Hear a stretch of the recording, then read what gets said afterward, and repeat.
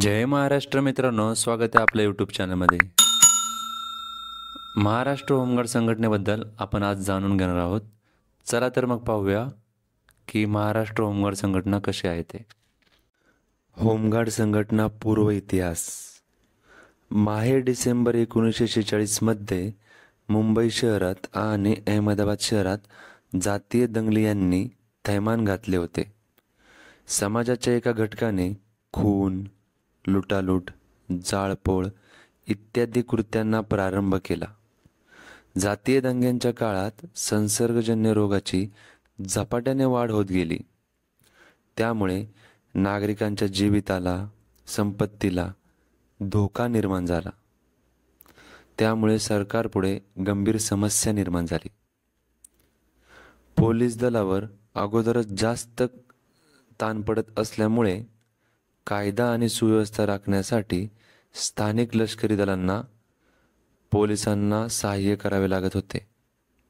म्हणजे जे स्थानिक लष्करी दल होते ते पोलिसांच्या मदतीला येत असत. त्यामुळे त्यांच्यावर देखील जास्त कामाचा ताण पडत होता. म्हणून त्यावेळेसचे मुंबई राज्याचे गृहमंत्री श्री मोरारजी देसाई यांनी जनतेला आव्हान केले की संकटाचे निवारण करणारी संघटना स्थापन करावी. तदनुसार नगरसेना संघटनेचा प्रथम मुंबई आणि अहमदाबाद येथे जन्म झाला. त्याप्रमाणे होमगार्ड संघटनेची स्थापना 6 डिसेंबर 1946ला झाली. होमगार्ड संघटनेच्या सदस्यांना आग विझविणे, नैसर्गिक आपत्ती आल्यास संकटग्रस्तांची सुटका करणे, प्रथमोपचार करणे, तसेच निकडीच्या काळात दळणवळण सुव्यवस्थित चालू ठेवणे इत्यादी बाबींचे प्रशिक्षण देण्यात आले. सन 1956मध्ये मुंबई हे द्विभाषिक राज्य स्थापन झाल्यावर बेळगाव, धारवाड, विजापूर आणि कारवार येथील नगरसैनिक पथके म्हैसूर राज्यात गेली आणि विदर्भातील नगरसैनिक पथके मुंबई राज्यात समाविष्ट झाले. दिनांक 1 मे 1960 रोजी महाराष्ट्र व गुजरात राज्य स्थापन झाले. हा होमगार्ड संघटनेचा पूर्व इतिहास होता. आता आपण पाहूया घटनाक्रम, म्हणजे जे सणावाळ्या आहेत आणि घटनाक्रम कशा घटना घडल्या किंवा महत्त्वाच्या घटना कोणत्या होत्या त्याबद्दल माहिती आहे. दिनांक 6 डिसेंबर 1946 मुंबई होमगार्डची स्थापना मुंबई येथे झाली. मुंबईचे मेयर श्री B.G. खेर यांनी होमगार्ड संघटनेचा उद्देश समजावून सांगितला. मुंबई होमगार्ड संघटनेचे पहिले समादेशक श्री N.M. कामटे, पोलीस उपायुक्त Mumbai, deputy commissioner of police यांची समादेशकपदी नेमणूक झाली. काही महिन्यानंतर श्री U.H. राणा, पोलीस उपायुक्त मुंबई हे समादेशक झाले. आता सणावाळा पाहूया महत्त्वाच्या. 1947 यामध्ये पहिले मानसेवी समादेशक lieutenant colonel Shri A.B. Gajendra Gadkar हे पहिले मानसेवी समादेशक होते व सहाय्यक समादेशक कॅप्टन M.J.B. माणिकजी यांची नेमणूक झाली. त्यातच पुढं 1 नोव्हेंबर 1947 श्री गजेंद्र गडकर यांची सेवा समाप्त करून श्री M.J.B. माणिकजी यांची समादेशक पदावर नेमणूक झाली. तर आपण पाहू शकतो की हे जे श्री M.J.B. माणिकजी आहे यांचा पुढेही उल्लेख होणार आहे. तर हे खूप महत्त्वाचं आहे. पहिले मानसेवी समादेशक, त्यानंतर सहाय्यक समादेशक. आता श्री गजेंद्र गडकर यांची सेवा समाप्त करून श्री M.J.B. माणिकजी हे समादेशक पदावर नेमणूक झाली. आता 1948 मध्ये पाहूया आपण प्रत्येक जिल्ह्याच्या ठिकाणी जिल्हा समादेशक मानसेवी, तालुका समादेशक, प्रभारी अधिकारी पथक, उपपथके निर्माण केली. बघा 1948ला हे जिल्हा समादेशक जे पद आहे मानसेवी ते निर्माण झालं. त्याचबरोबर जे तालुका समादेशक असतं म्हणजेच OC असतात त्यांचं पद निर्माण झालं. तसेच बंदोबस्त वाटपासाठी प्रभारी अधिकाऱ्याची नेमणूक केली जाते, तर त्यांचं देखील ते पद निर्माण झाले तेव्हा. आणि पथक त्याचबरोबर उपपथक यांचं देखील निर्मिती 1948ला झालेली आहे. 1949 शासनाने महासमादेशक हे पद जानेवारी 1949 मध्ये निर्माण करून 6/2/1949 म्हणजे 6 फेब्रुवारी 1949 रोजी पहिले महासमादेशक श्री MJB माणिकजी यांची नेमणूक केली. तर बघा माणिकजी सर्वात प्रथम हे सहाय्यक समादेशक होते मानसेवी. त्यानंतरनं ते मानसेवी समादेशक पदावर आले आणि आता त्यानंतरनं ते पहिले महासमादेशक झाले.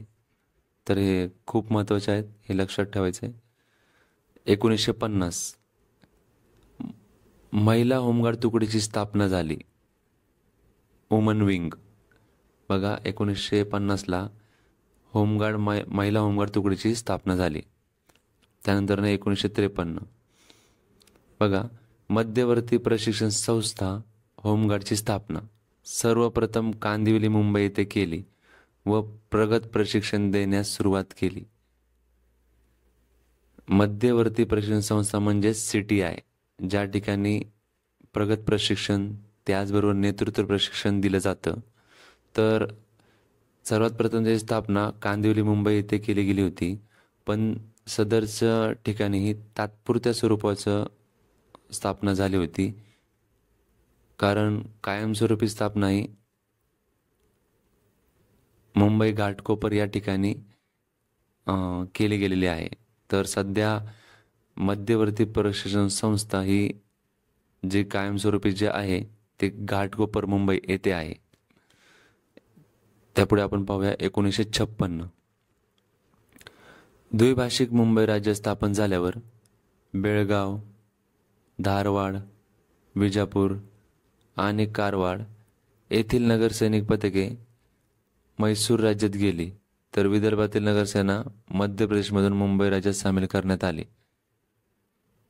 तर बघा जे बाँड्रीचे ठिकाण आहेत त्यातील काही ठिकाणी जर आपण पाहिलं तर धारवाड, विजापूर, कारवाड आणि बेळगाव हे म्हैसूर राज्यात गेली इथली पथकं. आणि विदर्भात नगरसेना मध्य प्रदेशची बाँड्री आहे महाराष्ट्राची आणि मध्य प्रदेशची म्हणजेच द्विभाषिक मुंबईची, तर तिकडून ते महाराष्ट्र म्हणजे मुंबईमध्ये सामील करण्यात आली. त्याच्यानंतर 1959 हे खूप महत्त्वाचा मुद्दा आहे, हा खूप महत्त्वाचा साल आहे हे. Pandit Govind Vallabhbhai Pant union home minister यांनी 10 सप्टेंबर 1959 रोजी दिल्लीमध्ये घोषणा केली की मुंबईच्या धर्तीवर संपूर्ण भारतामध्ये होमगार्ड संघटनेची स्थापना करावी. तर बघा या घोषणेअंतर्गत संपूर्ण देशामध्ये होमगार्ड संघटनेची स्थापना करण्यात आली.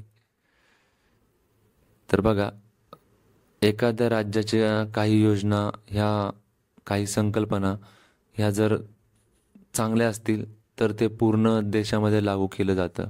जसं की आपण पाहू शकतो महात्मा गांधी तंटामुक्ती योजना 2002 स्वर्गीय R.R. आबांनी सदरची योजना चालू केली होती. त्या योजनेचं बेनिफिट हे महाराष्ट्रासह देशालाही मिळावं यासाठी सदरची योजना ही पूर्ण देशामध्ये लागू करण्यात आली. तर त्याच धर्तीवर अशाच प्रकारे ज्या समाज उपयोगी योजना असतात त्यांचं पूर्ण देशामध्ये राबवायचं काम हे सरकारच्या माध्यमातून होत असतं.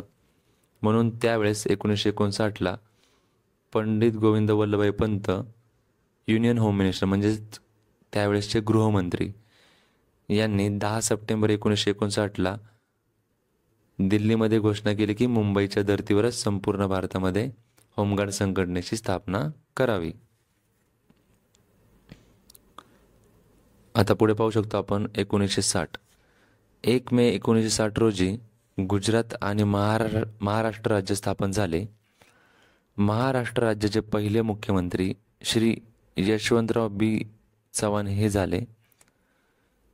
त्यांनी होमगार्डचे मूल्यमापन करण्यासाठी 29 नोव्हेंबर 1961 रोजी एक समिती स्थापन केली. बघा, ज्यावेळेस महाराष्ट्राची स्थापना झाली त्यावेळेस महाराष्ट्र राज्याचे मुख्यमंत्री यशवंतराव बी चव्हाण हे झाले आणि त्यांनी त्यावेळेस होमगार्डचं मूल्यमापन करण्यासाठी एक समिती स्थापन केली होती. तर त्या समितीमधले अध्यक्ष आणि सदस्य सभासद कोण आहेत ते पाहूया. सदरची समिती ही त्रिस्तरीय समिती होती. त्यामध्ये नंबर 1 KM करियप्पा, हे खूप नावाजलेलं नाव आहे, खूप गाजलेलं नाव आहे. आर्मी आणि करियप्पा यांचं नातं खूप अतूट आहे. युद्धाच्या काळामध्ये खूप साऱ्या पराक्रमाच्या गोष्टी यांच्या काळात झालेल्या आहेत. तर बघा, KM करियप्पा अध्यक्ष, माजी commander Indian army. Number 2 BD Deshmukh सभासद. नंबर 3 KL पंजाबी सभासद, ICS मुख्य सचिव मुंबई स्टेट. ICS म्हणजे काय? बघा, इंडियन सिव्हिल सर्व्हिस, सध्या आपण त्यालाच म्हणतो UPSCच्या याच्यामध्ये हे झालेलं आहे नामांतर. त्यानंतर आपण 1962 पाहूया. दिनांक 6 जानेवारी 1962 रोजी या समितीने अहवाल सादर केला. तर बघा, सदरची समिती स्थापन झाल्यानंतर 29 नोव्हेंबर 1961ला सदरची समिती स्थापन झाली होती.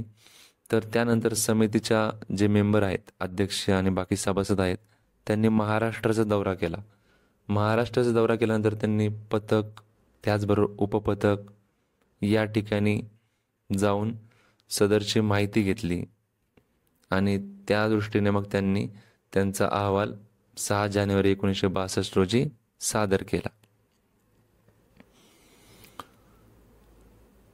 त्याच्यानंतर पुढचा महत्त्वाचा साल आहे 1969. दिनांक 30 सप्टेंबर 1969 रोजी श्री MJB माणिकजी यांचे निधन झाले. जे आपले मानसी महासमादेशक होते, त्यांचं निधन, पहिले महासमादेशक होते, त्यांचं निधन यावेळेस झालं. 1969ला दुसरी घटना.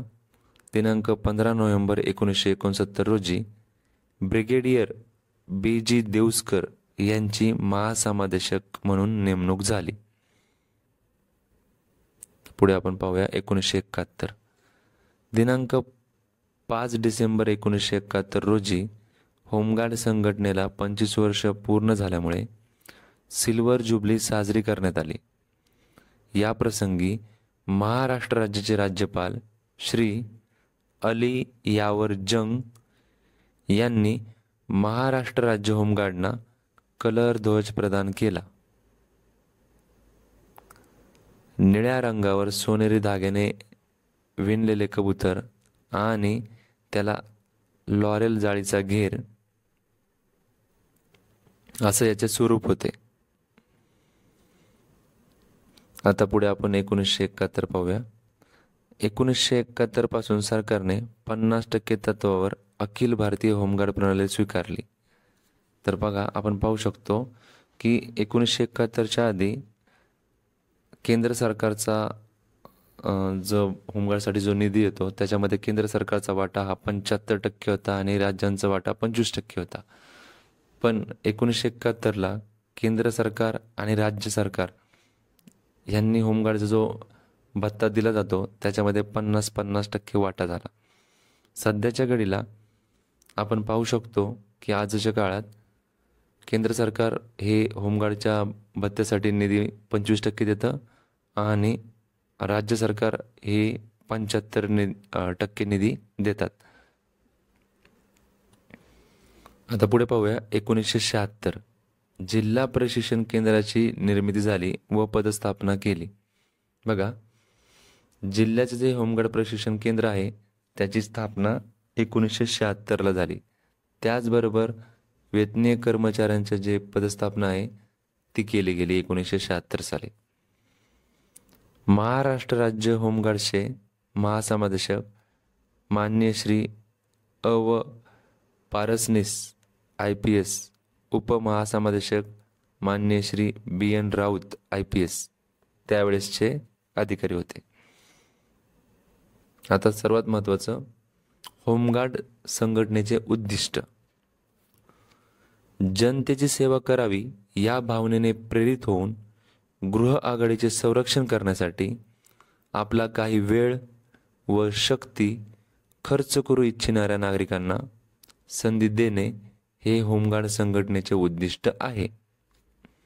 तर बघा, होमगार्ड संघटनेचं उद्दिष्ट काय आहे याची ही व्याख्या आहे, खूप महत्त्वाची आहे की जनतेची सेवा करावी या भावनेने प्रेरित होऊन गृह आघाडीचे संरक्षण करण्यासाठी आपला काही वेळ व शक्ती खर्च करू इच्छिणाऱ्या नागरिकांना संधी देणे हे होमगार्ड संघटनेचे उद्दिष्ट आहे.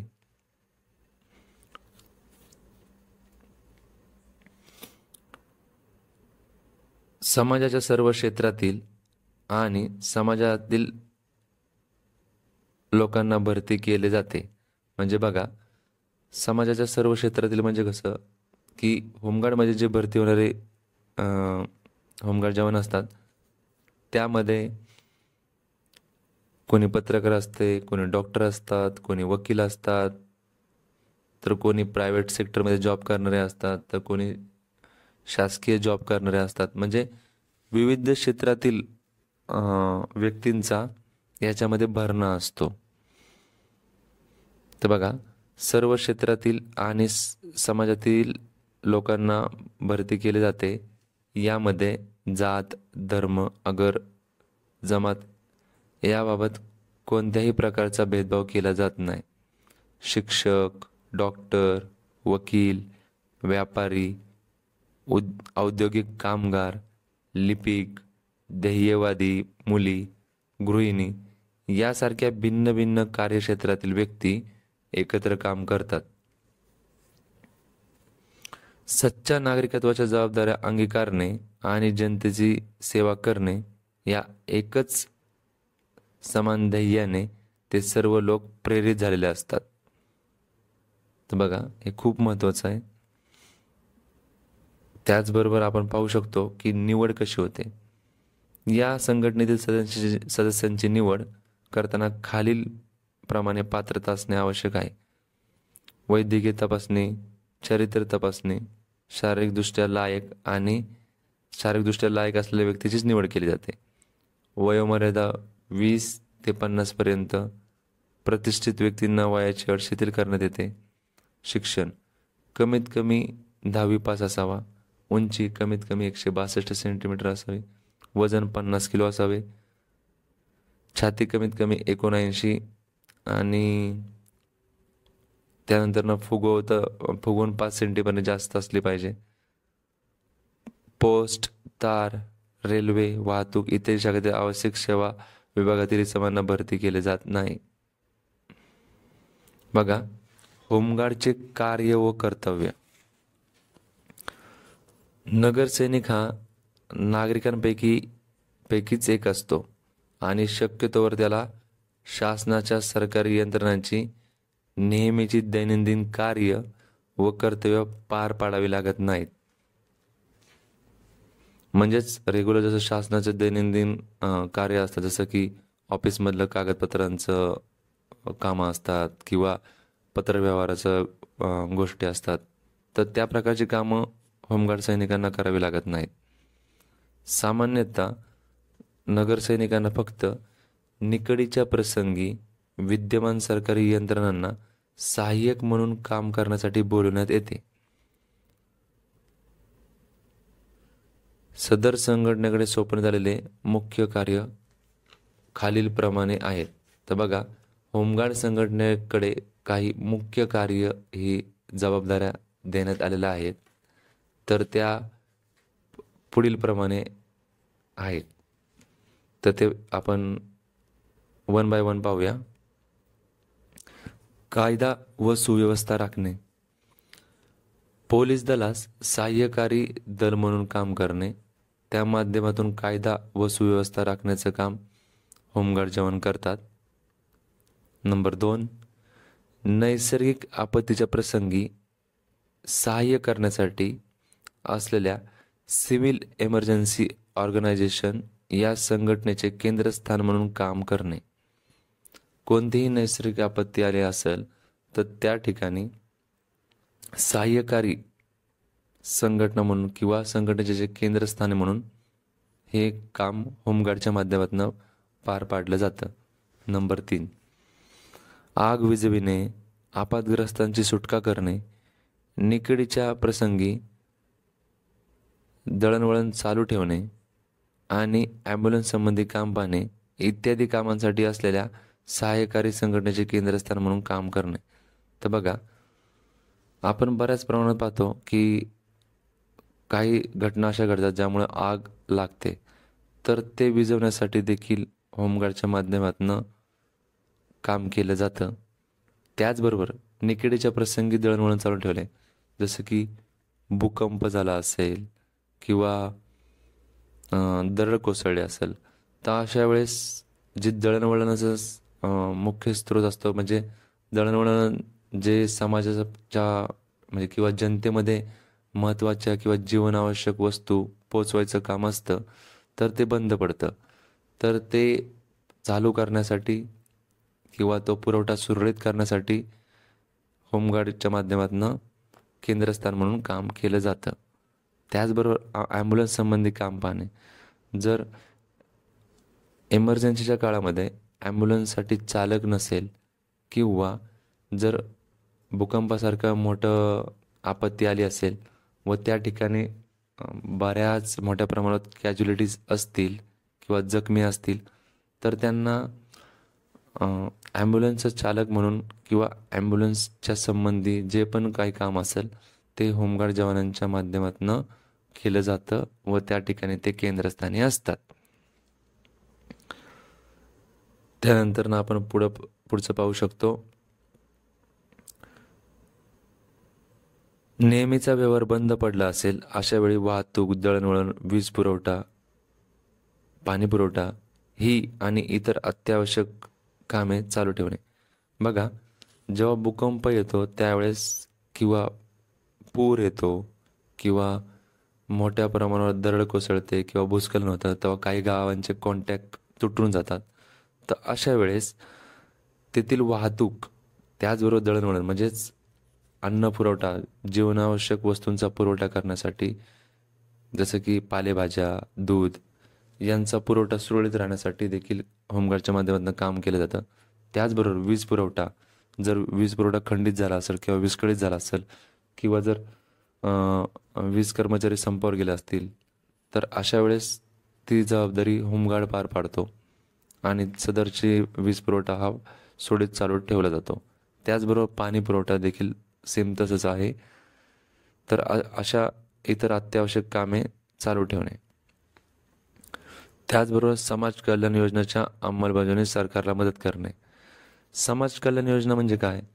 बघा, आपल्याला बऱ्याच जणांना माहिती असेल की समाज कल्याण योजना म्हणजे काय, ज्याच्यामध्ये नागरिकांचं हित पाहिलं जातं. जसं की बघा, पल्स पोलिओ, आदिवासी पाडे जे असतात त्या ठिकाणी तेथील जे आदिवासी लोक असतात, तर ते लहान मुलांना पोलिओचे डोस देण्यासाठी घाबरतात किंवा त्यांच्यामध्ये भीतीचं वातावरण असतं.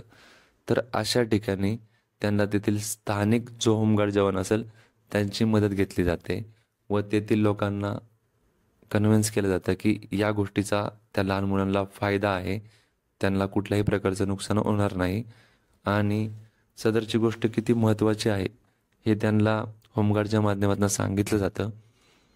तर आपण पाहू शकतो की पल्स पोलिओची टीम असताना आपण त्यामध्ये नर्स पाहू शकतो, ब्रदर पाहू शकतो, त्याचबरोबर सोबत एक पोलीस कर्मचारी किंवा होमगार्ड जवान असतो. मग त्यांच्या माध्यमातून त्यांना काउन्सिलिंग केलं जातं व सदरचे जी मोहीम आहे पल्स पोलिओ 2 बूंद जिंदगी के लिए, ही राबवली जाते व पोलिओच्या रोगापासून किंवा पोलिओला लहान बालकं बळी पडू नयेत यासाठी ही समाज कल्याण योजना राबवली जाते. त्या कामी होमगार्ड हे सरकारला मदत करतात. त्याचबरोबर आपल्याला माहिती आहे की सांगली जिल्ह्यामध्ये सर्वात जास्त HIV एड्सचं प्रमाण आहे.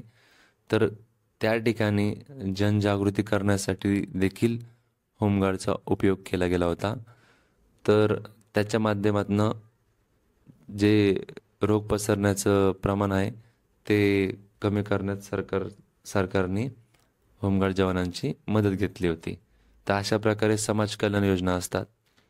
त्यानंतर पुढचा मुद्दा आहे राज्य शासन अथवा महासमादेशक याचकडून संघटनेकडे वेळोवेळी सोपवण्यात येणारे इतर कार्य करणे. राज्य शासन किंवा महासमादेशक यांच्याकडून संघटनेकडे वेळोवेळी सोपवण्यात येणारी इतर कार्य करणे म्हणजेच जसं की आपण पाहू शकतो की कोरोनामध्ये जो महामारी होती त्याच्यामध्ये होमगार्ड जवानांना पूर्ण महामारीच्या काळामध्ये फ्रंटलाईन वर्कर म्हणून काम केलं. त्याचबरोबर आपल्याला माहिती असेल की महानगरपालिका किंवा आपत्ती व्यवस्थापन या संदर्भातील लॉ अँड ऑर्डर, त्याचबरोबर ट्रॅफिक, अशा विविध ठिकाणी होमगार्ड जवानांच्या माध्यमातून कार्य केलं जातं. पुढचा महत्त्वाचा आहे मुद्दा संघटन आणि नियंत्रण. आपण पाहू शकतो राज्यातील होमगार्ड संघटना महासमादेशकांच्या हुकुमतीखाली आणि नियंत्रणाखाली असते. महासमादेशकांची नेमणूक राज्य शासनाकडून केली जाते. नगरसैनिकांची भरती, प्रशिक्षण इत्यादी नगरसेना संघटनेशी संबंधित असलेल्या सर्व बाबीबद्दल ते थेट राज्य सरकारला जबाबदार असतात. महासमादेशक हा मानसेवी असतो. आपल्या हुकुमतीखाली असलेल्या निरनिराळ्या पथकाच्या कामात सुसूत्रता आणणे हे त्यांचे प्रथम कर्तव्य होय.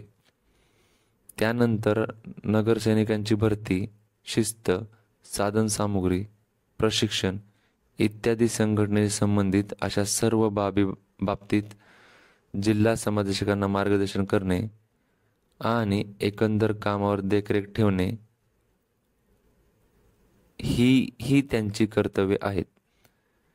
त्यांच्या नोकरवर्गीय असलेल्या निरनिराळ्या अधिकाऱ्याकडून त्यास सहाय्य मिळते. हे सर्व अधिकारी मानसेवी कार्यकर्ते असून कारभार, प्रशिक्षण, भांडार व पुरवठा, हिशेब यासारख्या प्रत्येक विशिष्ट बाबीसाठी त्यापैकी एक अधिकारी जबाबदारी असतो. जिल्ह्यातील आणि बृहन्मुंबईतील नगरसेना संघटना समादेशकांच्या हुकुमतीखाली असते. त्यांची नेमणूक राज्य शासन महासमादेशकांच्या शिफारशीवरून करते. समादेशकही स्वेच्छेने काम करणारे कार्यकर्ते असून नगरसेना संघटनेतील त्यांच्या स्वाधीन असलेल्या सर्व बाबीबद्दल ते महासमादेशकांना जबाबदार असतात.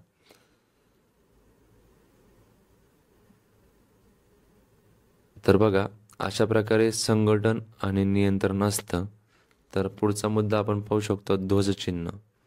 बघा लॉरेल फुलांच्या माळेने वेष्टित कबूतर हे महाराष्ट्र राज्यातील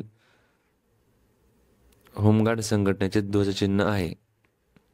तर बघा लॉरेल फुलांच्या माळेने वेष्टित कबूतर हे महाराष्ट्र राज्यातील होमगार्ड संघटनेचे ध्वजचिन्ह आहे. होमगार्डलाच नगरसेनाही म्हणलं जातं. ध्वज फिक्कट निळ्या रंगाच्या कापडावर मध्यभागी सोनेरी धाग्याने भरलेले कबूतर हे नगरसेना संघटनेचं ध्वज आहे.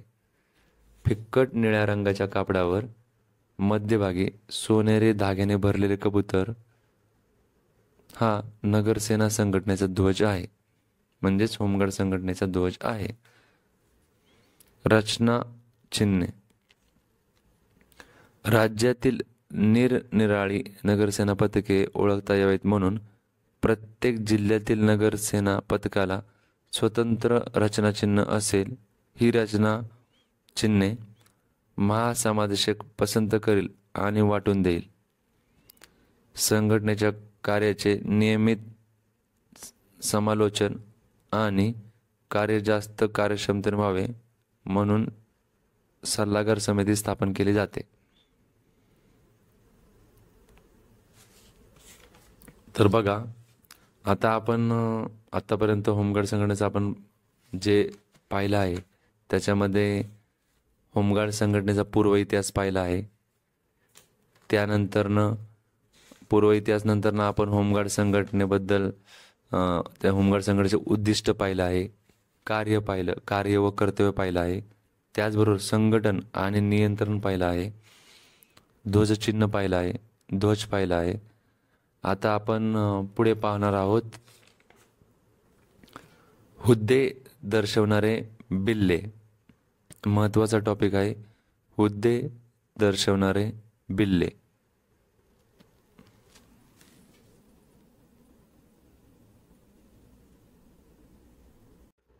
महत्त्वाचा टॉपिक आहे हुद्दे दर्शवणारे बिल्ले.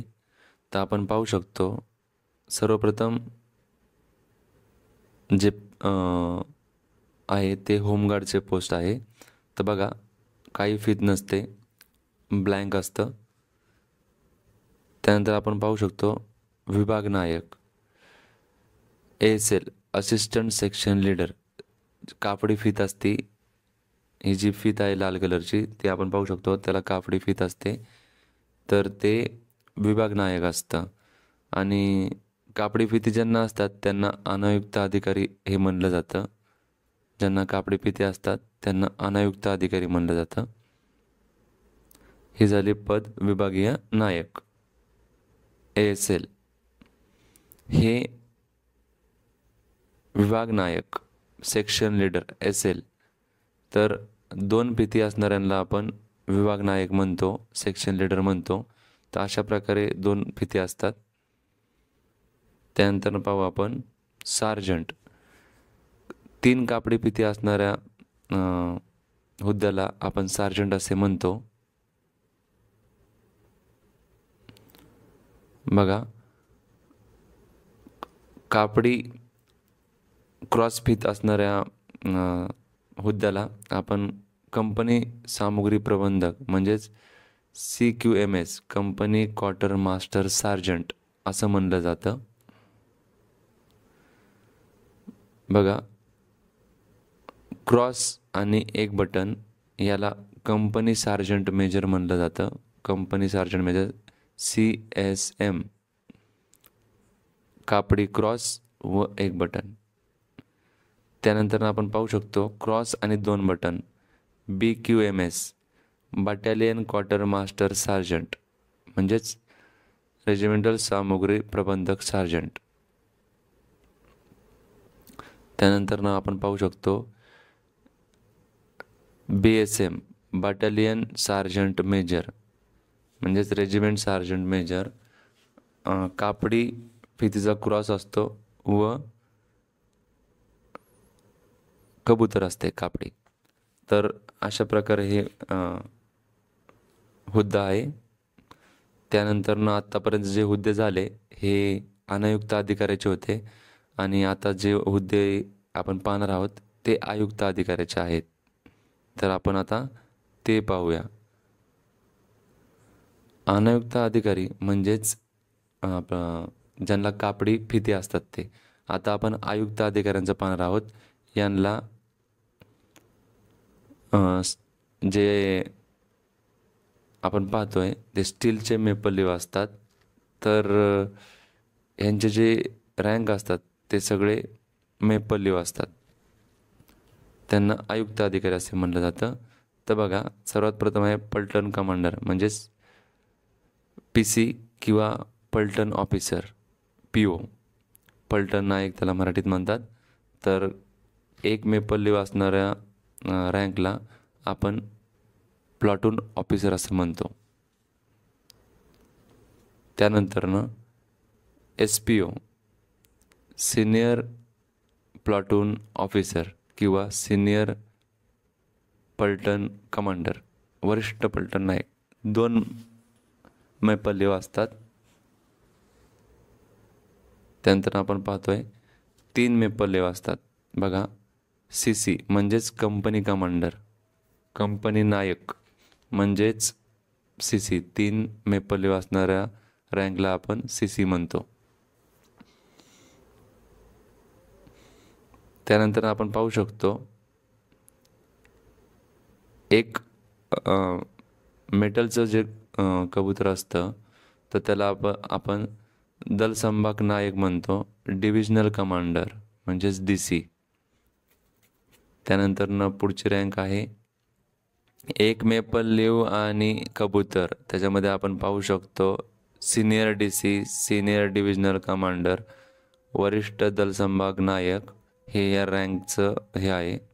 त्यानंतर आपण पुढे पाहू शकतो 2 मेपल लीव आणि कबूतर म्हणजेच जिल्हा समादेशक, कमांडंट म्हणजे प्रत्येक जिल्ह्याचे ॲडिशनल SP साहेब हे जिल्हा समादेशक असतात. तर त्यांची रँक आहे 2 मेपल लीव आणि कबूतर. त्यानंतर आपण पुढचं पाहूया 3 मेपल लीव आणि कबूतर डेप्युटी कमांडंट जनरल, DYCG म्हणजेच उपमहासमादेशक, महाराष्ट्र राज्य, यांना 3 मेपल लीव असतात व 1 कबूतर असतं.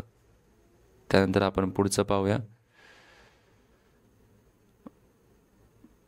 बघा, 1 मेपल लीव आणि तलवार दांडा, कमांडंट जनरल CG म्हणजेच आपले महाराष्ट्र राज्याचे महासमादेशक.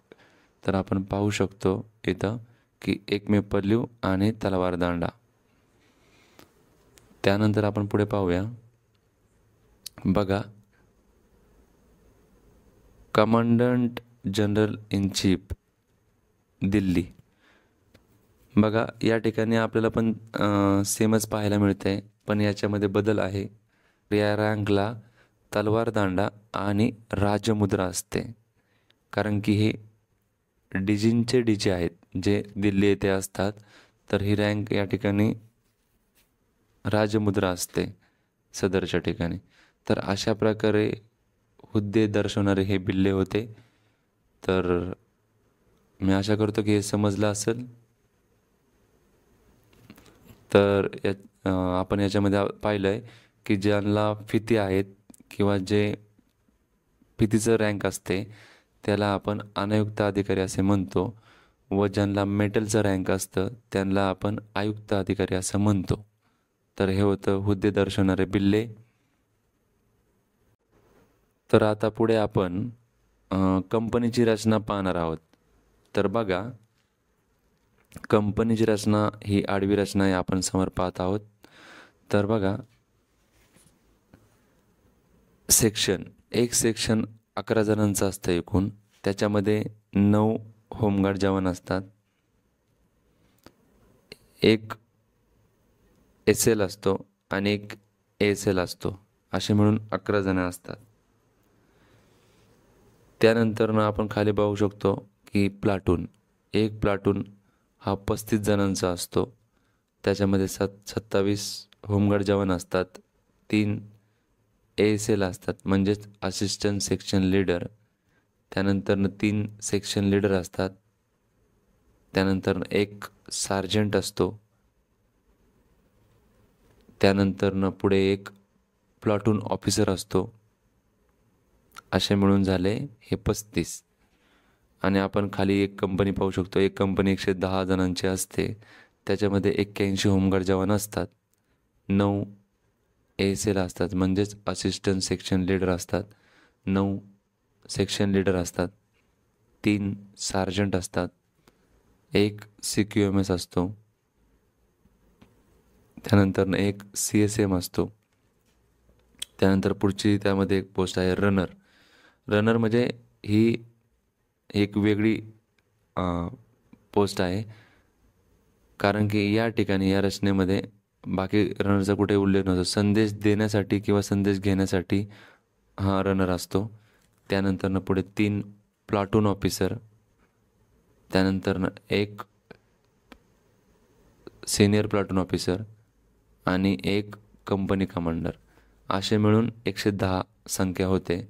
तर बघा आपण पाहू शकतो 3 सेक्शन म्हणून एक प्लाटून तयार होतो.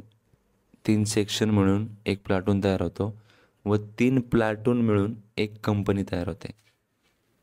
त्याचबरोबर पाहू शकतो आपण की कंपनीच्या या रचनेमध्ये आपण प्रत्येक इथं ह्याच्यामध्ये सेक्शनच्या तिप्पट प्लाटून आहे आणि प्लाटूनची तिप्पट कंपनी आहे. तर प्रत्येकाची तिप्पट केल्यानंतर ना ही कंपनीची रचना आपल्याला लक्षात ठेवायला सोपं जातं. तर बघा एका सेक्शनमध्ये 9 होमगार्ड असतात, तर पुढे 9चं 27 आहे आणि एका प्लाटूनमध्ये 27 होमगार्ड जवान असतात, तर पुढे तेच 81 होतात. त्याचबरोबर सेक्शनमध्ये एक ASL आणि एक SL असतो, तर खाली प्लाटूनमध्ये तेच 3 ASL आणि 3 SL असतात. त्याचबरोबर प्लाटूनमध्ये 3 असेल तर खाली कंपनीमध्ये तेच किती होतात, 9 होतात. तर आपण पाहू शकतो प्रत्येकाची तिप्पट आहे, तर हे लक्षात ठेवायला सोपं जातं. तर अशा प्रकारे ही कंपनीची रचना होते. तर आपण ही कंपनीची आडवी रचना पाहिलेली आहे. तर ही होती कंपनीची रचना. तर एक सेक्शन 11 जणांचं असतं, एक प्लाटून 35 जणांचं असतं आणि एक कंपनी 110 जणांची असते.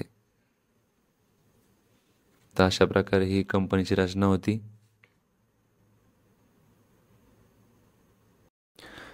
मी आशा करतो की तुम्हाला हा व्हिडिओ समजला असेल.